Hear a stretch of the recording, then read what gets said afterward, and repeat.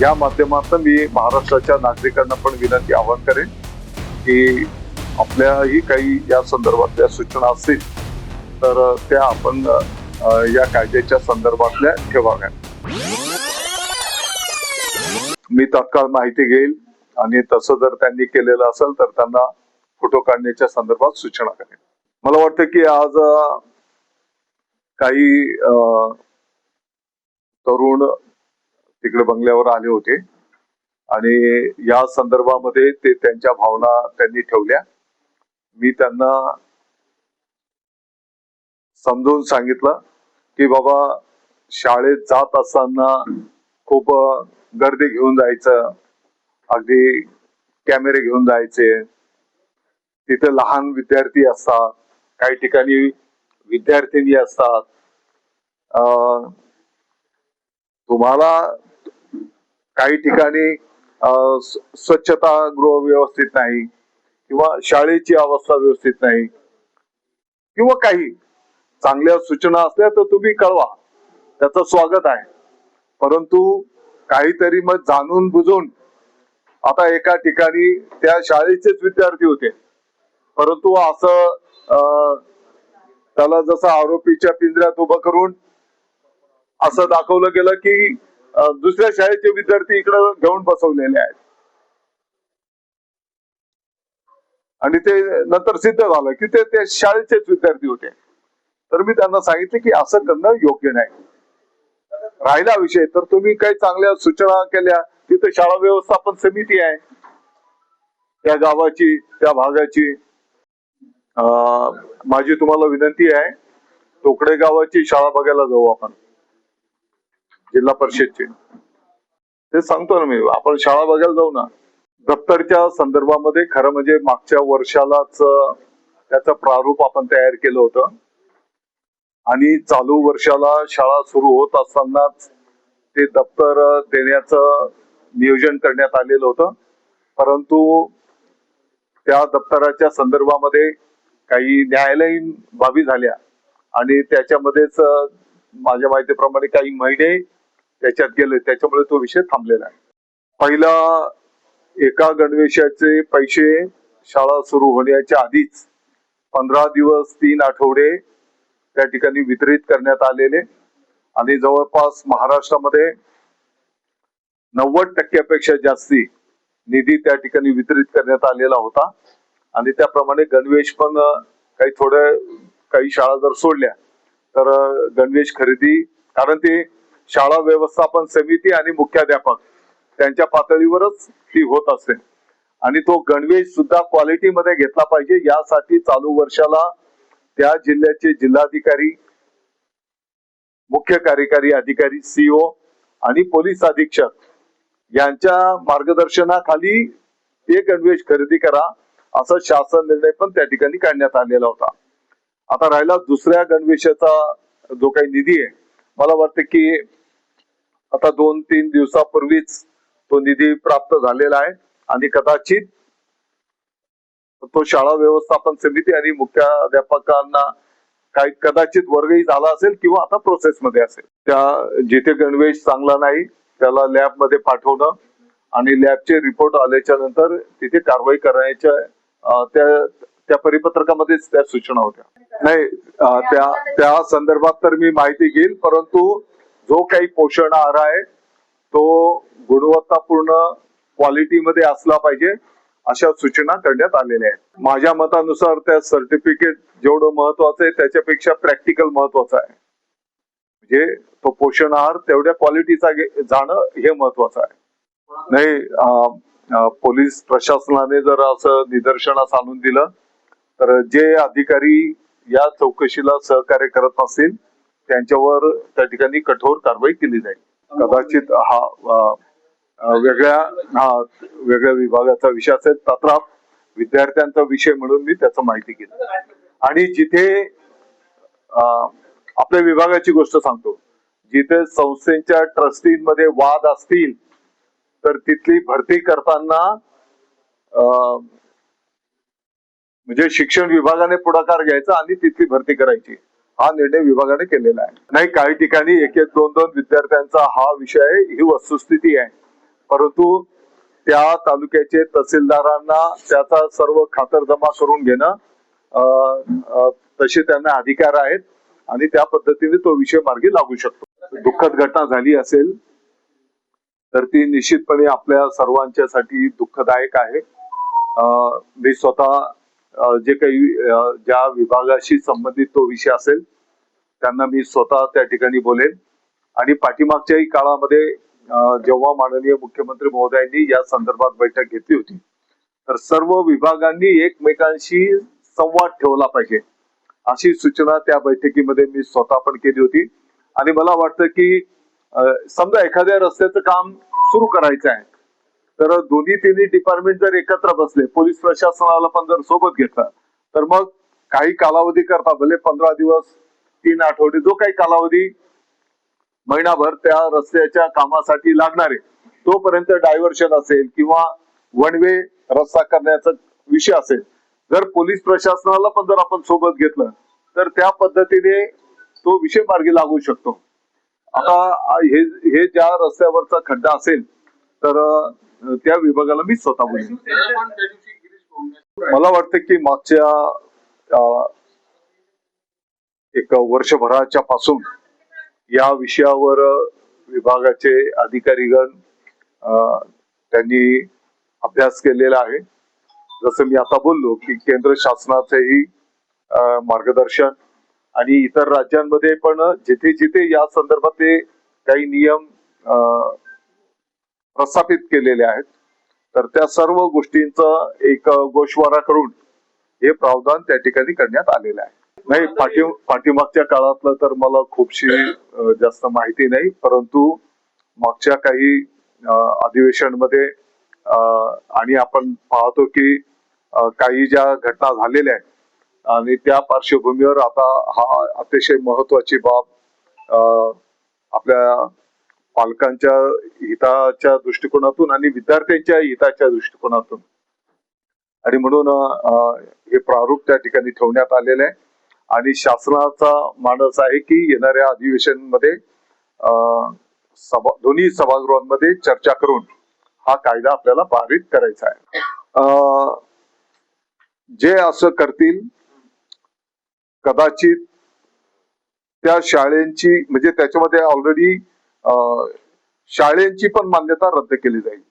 जर शाळा आपण जसं म्हटले की बऱ्याच ठिकाणी आपण पाहतो की त्यातल्या त्यात 11वी 12वी याच्यामध्ये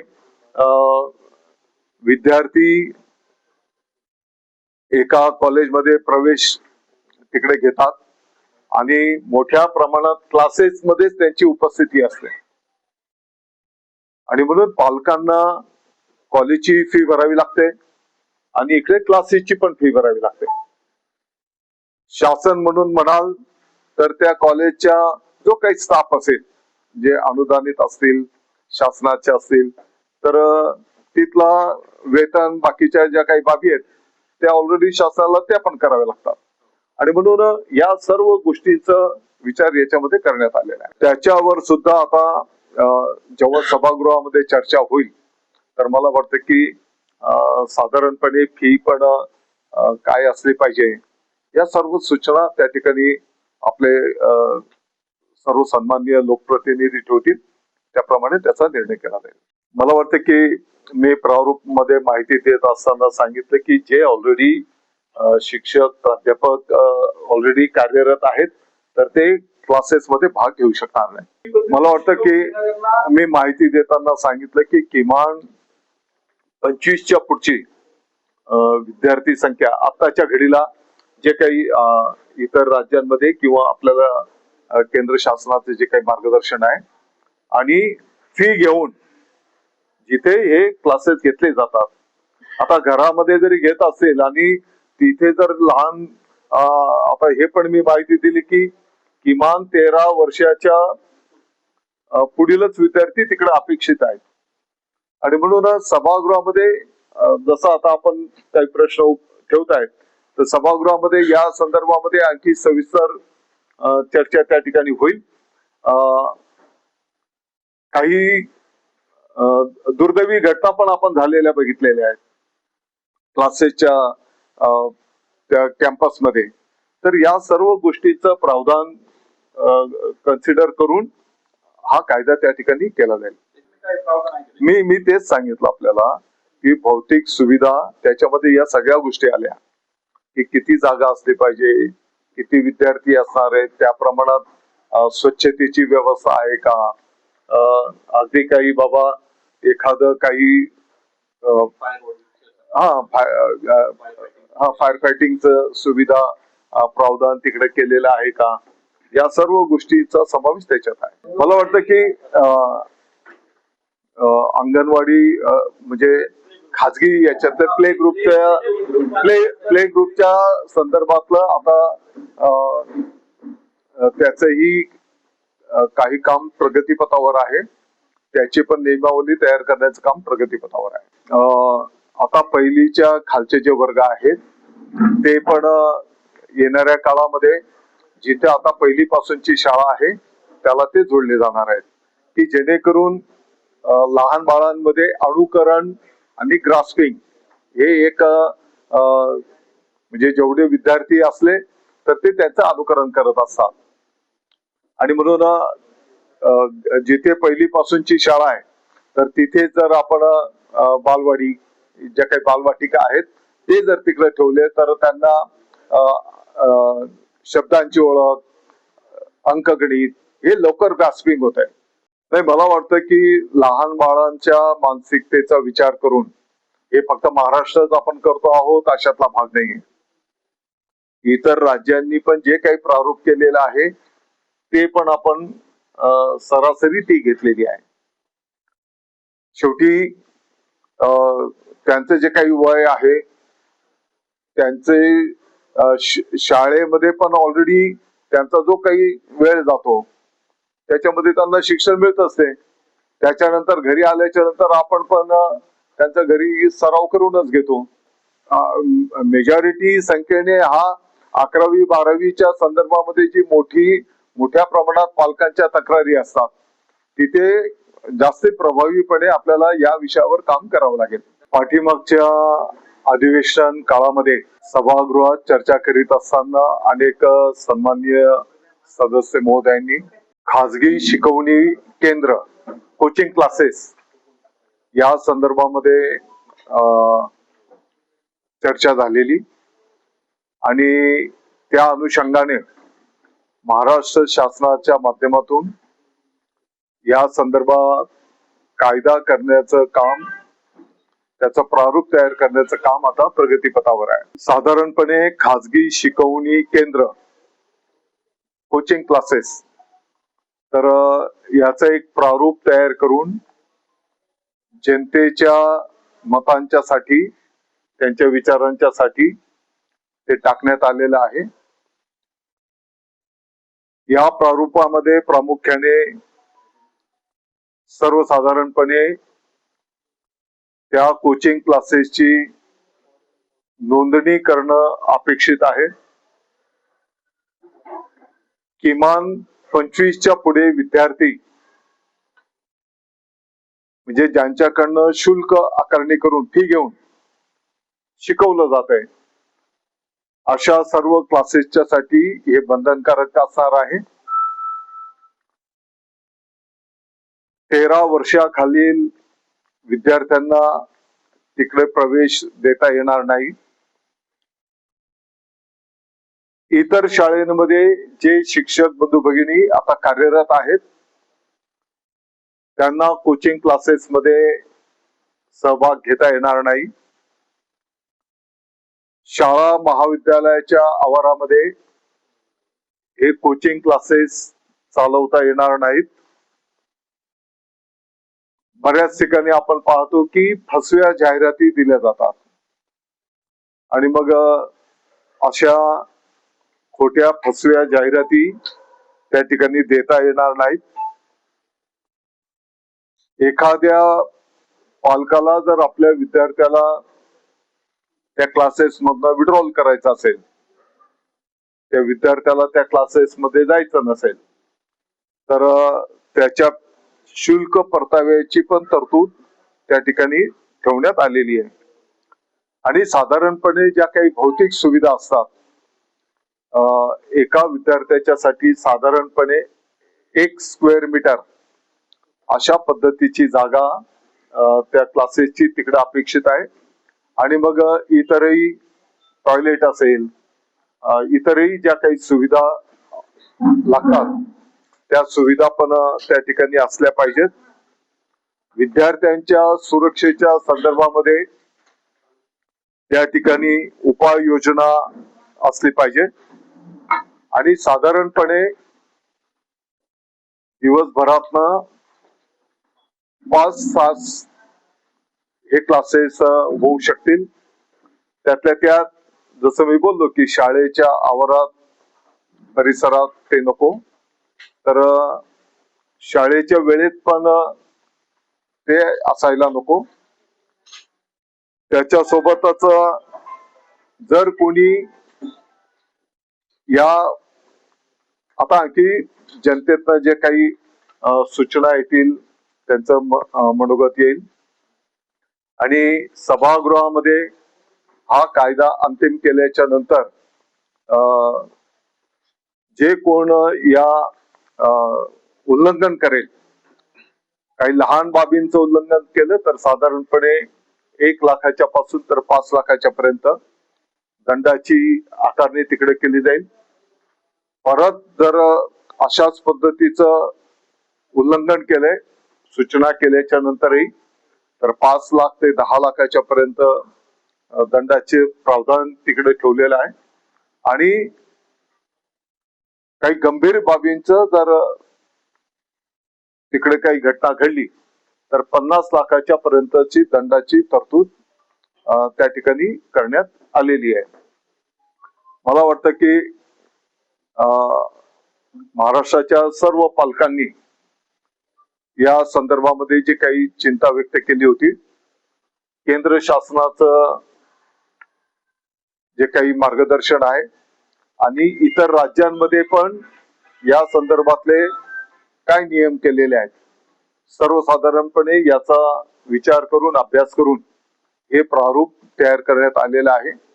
आणि या माध्यमातून मी महाराष्ट्राच्या नागरिकांना पण विनंती आवाहन करेन की आपल्याही काही या संदर्भातल्या सूचना असतील तर त्या आपण या कायद्याच्या संदर्भातल्या ठेवाव्या. पालकांनी जर या संदर्भातली तक्रार दिली तर तात्काळ चौकशी करू, कारवाई करू.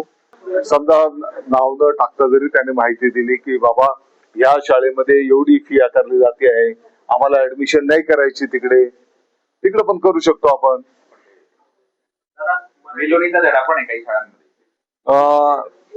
आजचा प्रमुख विषय आपला होता की माझी आपल्याला विनंती आहे या विषयाच्या संदर्भामध्ये विद्यार्थ्यांचं हित, पालकांचं हित आणि गेल्या अनेक वर्षांच्या पासून या संदर्भामध्ये पालकांना अपेक्षा होती की असं काहीतरी कायदा आला पाहिजे. आणि म्हणून मुद्दामहून आपल्या माध्यमातून मी महाराष्ट्राच्या नागरिकांना विनंती आवाहन करतो की आपल्याही काही सूचना या संदर्भातल्या असतील तर त्या आपण द्याव्या. 4 सप्टेंबर पर्यंत. आता प्रत्येक ठिकाणी अशी केस असेल असं थोडी आहे. काही ठिकाणी ही सुविधा होऊ शकते. तुम्ही म्हणता तसंही 2 ठिकाणी असे पण असेल की दुसऱ्याही रस्त्याचं काम चालू असेल, होऊ शकताय ना. परंतु आता शेवटी येणाऱ्या कुंभमेळ्याच्या पार्श्वभूमीवर आपल्याला ही कामं पण करायची आहेत. असं काय नाही. मी तुम्हाला आता सांगितलं की मुख्यमंत्री महोदयांनी बैठक घेतली, त्याच्यामध्ये जसं मी सूचना तुम्हाला सांगितली अशा आणखी 4 सूचना तिकडे ठेवलेल्या आहेत. तुम्हाला आपलं कार्यालय दुसऱ्या जागेवर नेलेले ते कार्यालय माहित नाही. आता त्या कार्यालयात पुढची पत्रकार परिषद आपण तिकडे घेऊ. हे आपण क्लासेसच्या संदर्भात बोलतो आहोत. हा, ऑलरेडी शाळा आहेतच ना आपल्या. शासकीय शाळा आहेत किंवा अनुदानित शाळा आहेत. याच येणाऱ्या महिन्याभरामध्ये साधारणतः 30,000 शिक्षकांची भरती होते. साधारणपणे 4 ते 5 हजार शिक्षकेतर कर्मचाऱ्यांची भरती होते आहे. जेवढी पटसंख्या आहे त्या प्रमाणात शिक्षक त्या ठिकाणी उपलब्ध होणार आहेत. शिक्षकांच्या मुळे म्हणजे ज्ञानदानाचं काम थांबणार नाही. नाही ऐका, तो लागल्याच्या नंतर 3 वर्षाचं त्याचं कार्यकाळ झालं की तो परमनंटच होतो. आणि ती गेल्या अनेक वर्षांच्या पासूनची ती अट आहे. आपण माझी आपल्याला विनंती असणार आहे की आपण म्हणजे शाळेकडे जास्ती लक्ष देऊया. त्या शाळेमध्ये काही कमतरता असेल तर त्या दुरुस्ती करूया. परंतु शाळेकडे लक्ष न देता क्लासेसकडे व्यक्तिगत याच्याकडे लक्ष देणं हे याला कुठेतरी आपल्याला कमी करावं लागेल. आणि म्हणून हे प्रावधान आहे. आता उद्याच्याला क्लासेसची विद्यार्थ्यांना शाळेमध्येच आपण एवढं चांगलं शिक्षण देऊया की त्यांना क्लासेसची पण आवश्यकता पडणार नाही. आता येणाऱ्या अधिवेशनामध्येच विभागाचा शासनाचा मानस आहे की आपण हा कायदा करूया. मी तेच तर बोललो ना की म्हणून वेळेचं प्रावधान आपण ठेवतो आहोत. शाळेच्या वेळेमध्ये क्लासेस चालवता येणार नाहीत. आपण शाळेची तपासणी केल्याच्या नंतर तिथे जर विद्यार्थी नाही दिसले कारवाई होईल. नाही आपण माझी आपल्याला विनंती आहे की शाळेच्या हिताच्या जास्ती गोष्टी करू आपण. त्यांनी त्यांचं मत ठेवावं ना. आता पब्लिक डोमेन मध्ये जर आपण टाकलेलं आहे, ज्याला जे जे मांडायचं आहे ते मांडू शकतात. आपण बंद झाल्याची गोष्ट करत नाहीये. आपण ते बंद करायला बोलत नाहीये. आपण बोलतो आहोत की त्याला आपण कायद्यामध्ये त्याचं कायद्याचं प्रारूप करून त्यांना त्याच्यामध्ये काम करायला बोलतो आहोत.